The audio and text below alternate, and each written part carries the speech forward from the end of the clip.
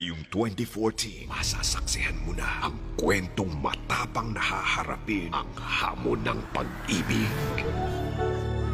Si Yvonne, mabuting ina. Ang nanay, gagawin ang lahat para sa'yo tsaka para sa tatay. Okay? Tatandaan mo yun, ha?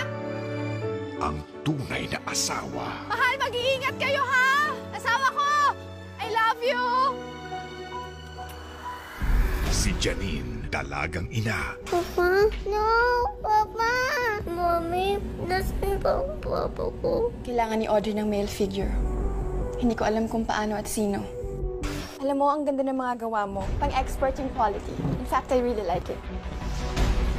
Kung ako na kaya mapasweldo sa'yo ng 30,000 buwan-buwan, huwag ka lang umalis. Sweldohan mo ako ng 30,000 para sa pagiging karpintero?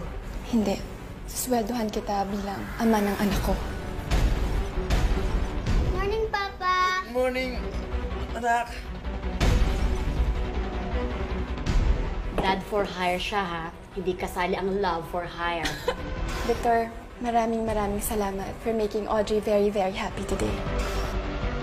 Napapagod ka na? Ano? Kailan mo ako narinig na nagreklamo? Oo, hindi nga. Pero sa loob mo, ganun na rin yun. And imposible hindi. Dahil ako pagod na! Pagod na ako! Dalawang magkaibang babae, magmamahal sa iisang lalaki. Hindi ko ibibigay ang alal mo dahil hindi. At ikaw, pag-aari ng iba, inagaw mo. Ibang ba siyang kasalanan? Sinira niyo ng babaeng yan ang buong pagkatao ko. Kung namatay ang pagkatao mo dito, ako karangalan. Pare-pareho lang tayo nagmamahal dito. Hindi ito isang ordinaryong kwento ng pagtataksil. Paano kung ang tunay na asawa magiging mistress at ang mistress magiging tunay na asawa? Kahit ano pang sabihin mo, akin siya. Dahil akong huling minahal niya. Sa mata ng tao at sa mata ng Diyos, ako pa rin ang nauna.